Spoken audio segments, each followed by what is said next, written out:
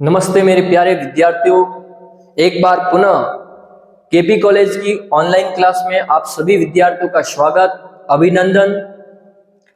आज मैं बीए अंतिम वर्ष के विद्यार्थियों के लिए बहुत ही अच्छा प्रकरण लेकर आया हूं।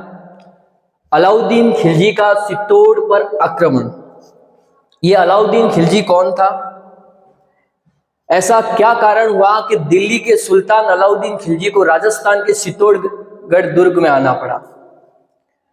इनके पीछे ऐसी कौन सी वजह रही होगी, इस पर भी थोड़ा मंथन करेंगे। राजस्थान के अंदर बहुत सारे दुर्ग हैं। प्रमुख दुर्गों में बात करें, चित्तौड़गढ़ का नाम आता है, कुंभलगढ़ का नाम भी लिया जाता है, रणथंभौर का दुर्ग है, मेहरानगढ़ दुर्ग है, आमेर दुर्ग, जयगढ़ दुर्ग। सभी दुर्गों में अगर बात करें तो चित्तौड़गढ़ दुर्ग के बारे में ऐसा कहा जाता है कि गढ़ तो गढ़ चित्तौड़गढ़, बाकी सब गढ़ैया। इनके बारे में इतनी सारी बात कही गई है भाई। चलिएगा कि जब दिल्ली के सुल्तान अलाउद्दीन खिलजी जब चित्तौड़गढ़ पे आए, तब उस समय वहां के राजा साहब कौन थे? वैसे अलाउद्दीन खिलजी के शासन काल में जो एक राजा साहब रावल रतन सिंह के पिताजी समर सिंह जी हुए। जैसे ही बात है 1303 ईस्वी में समर सिंह की मौत हो गई, तो इसका बेटा रावल रतन सिंह राजगद्दी पर बैठता है, राज्यारोहण होता है, राज सिंहासन पर बैठता है।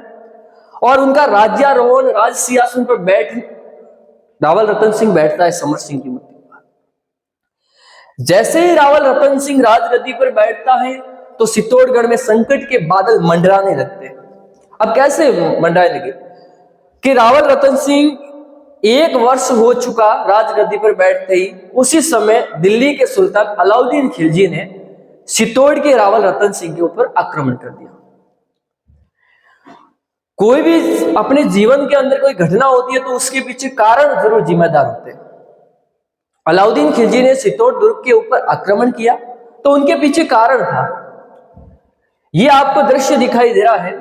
अलाउद्दीन खिलजी को बताया गया है, रावल रतन सिंह को बताया गया है, हजारों महिला जौहर की जवालों में अपनी धधकती हुई जवालों के अंदर अपने प्राणों की आहुति देती हुई महिलाओं के चित्र आप देख सकते हैं। बहुत भयानक दृश्य उस समय रहा होगा, ये इतिहासकारों का कहना है।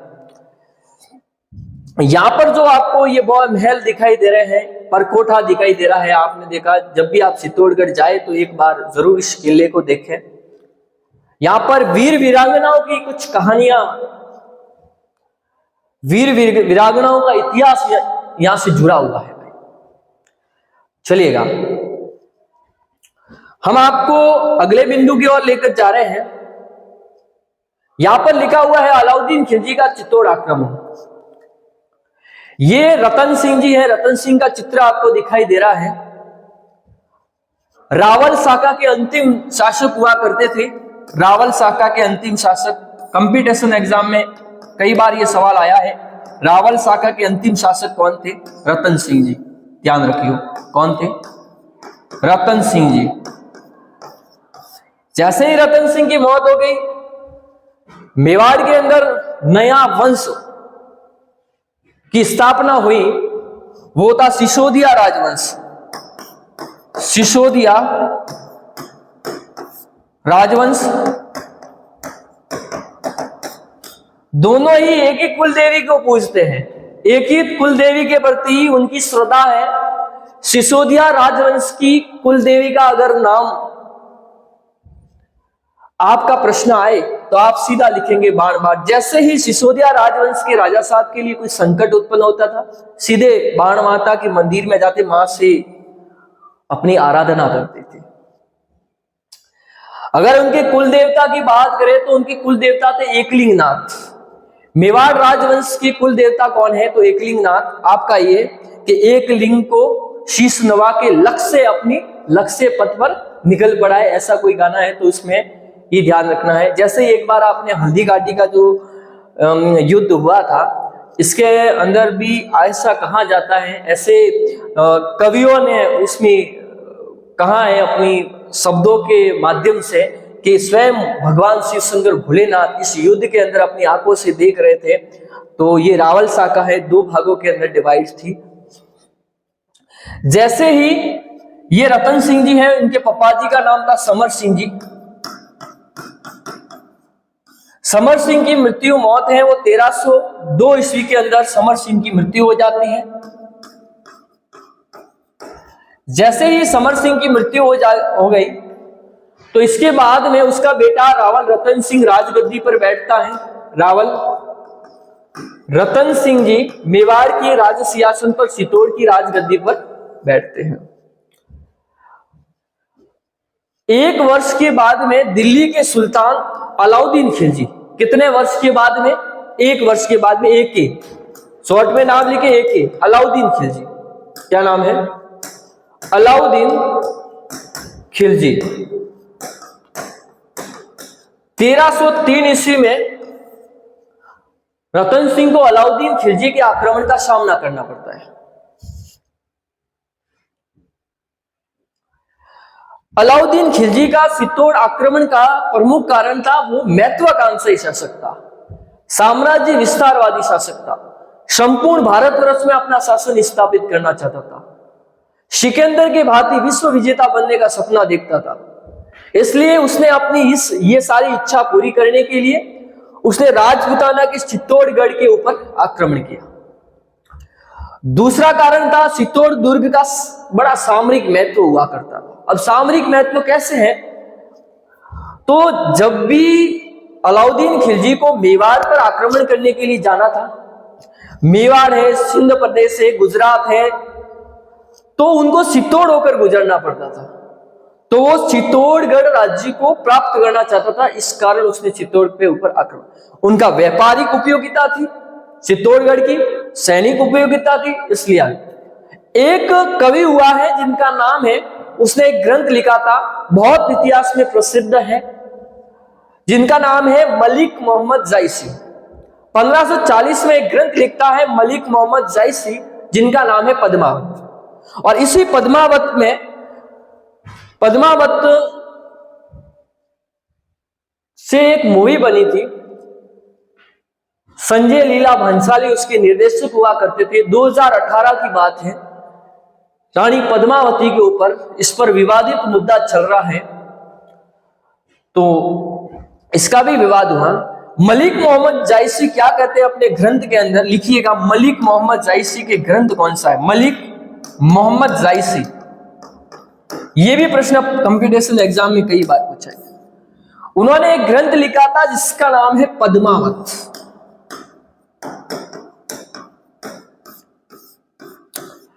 मलिक मोहम्मद जायसी का ग्रंथ पद्मावत कहता है कि अलाउद्दीन खिलजी की जो पत्नी थी रानी पद्मनी, वो बहुत सुंदर थी।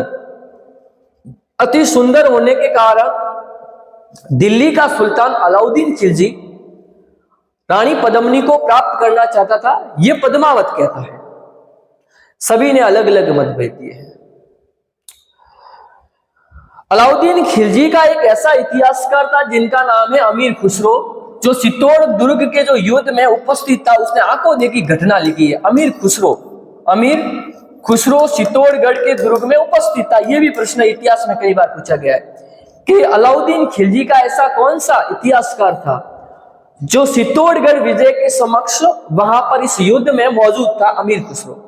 अमीर खुसरो ने एक ग्रंथ लिखा है जिसका नाम है खजाइन उल फतून। बहुत इंपॉर्टेंट सवाल है, 2 नंबर में कई बार सवाल पूछा जाता है कि अमीर खुसरो ने जो ग्रंथ लिखा था उसका क्या नाम है?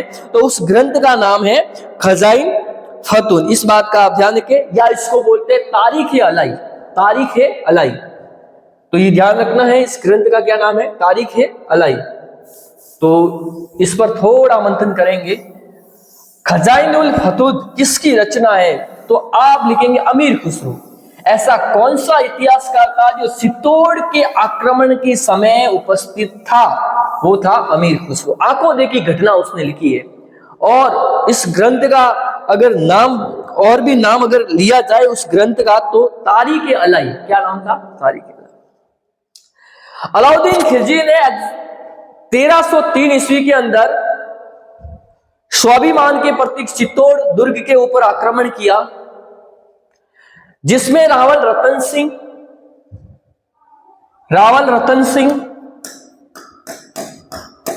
रतन सिंह के दो सेनापति थे, बहुत श्रद्धा थी, गोरा और बादल। गोरा और बादल लड़ते हुए वीर गति को प्राप्त हुए।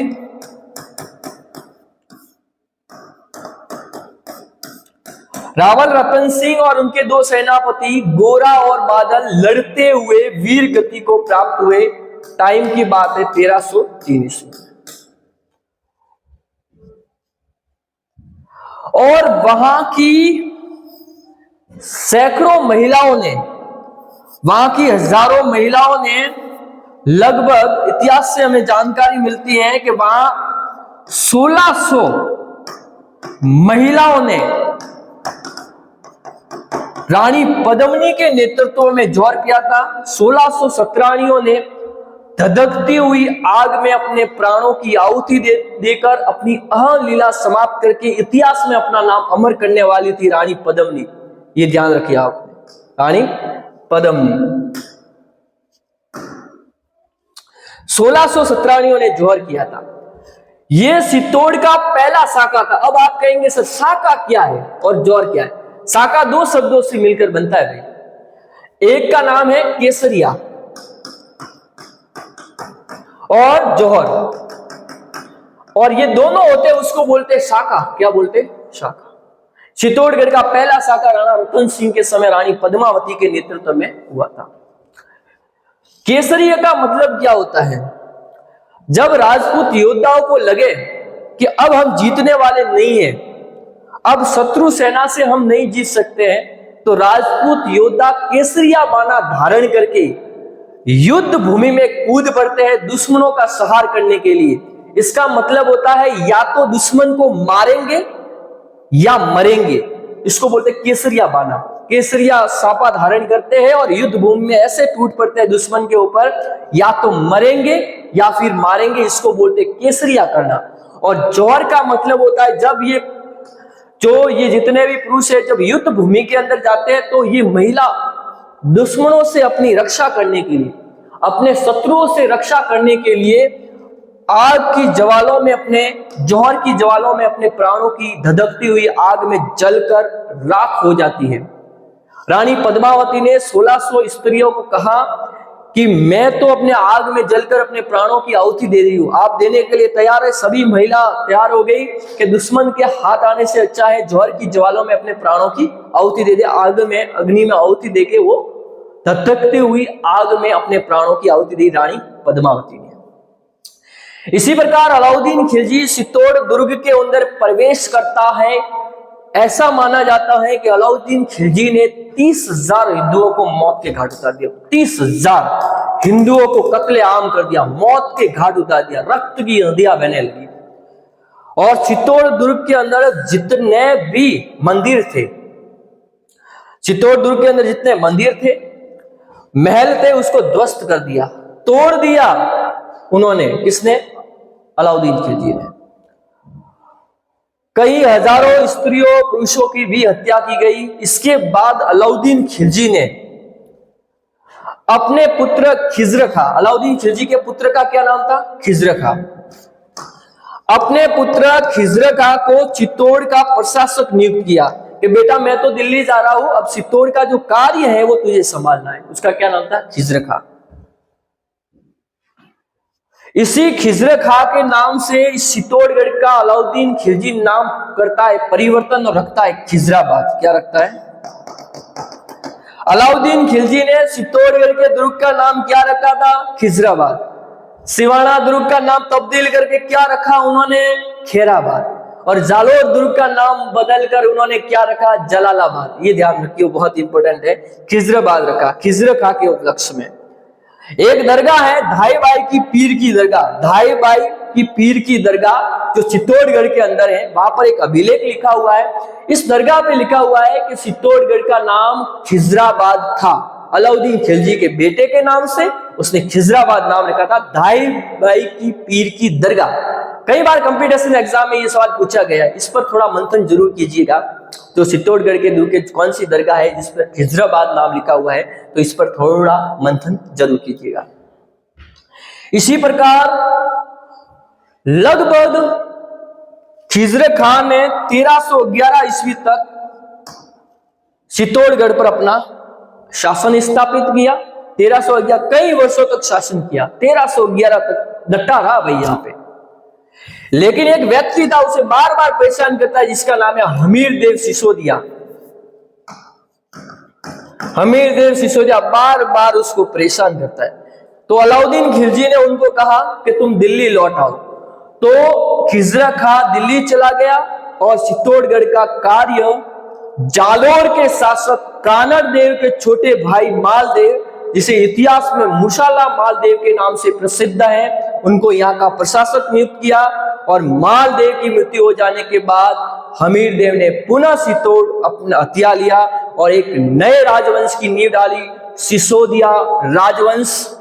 और अलाउद्दीन खिलजी ने जो आक्रमण किया, इसके हर एक एक बिंदु पर हम बात करेंगे।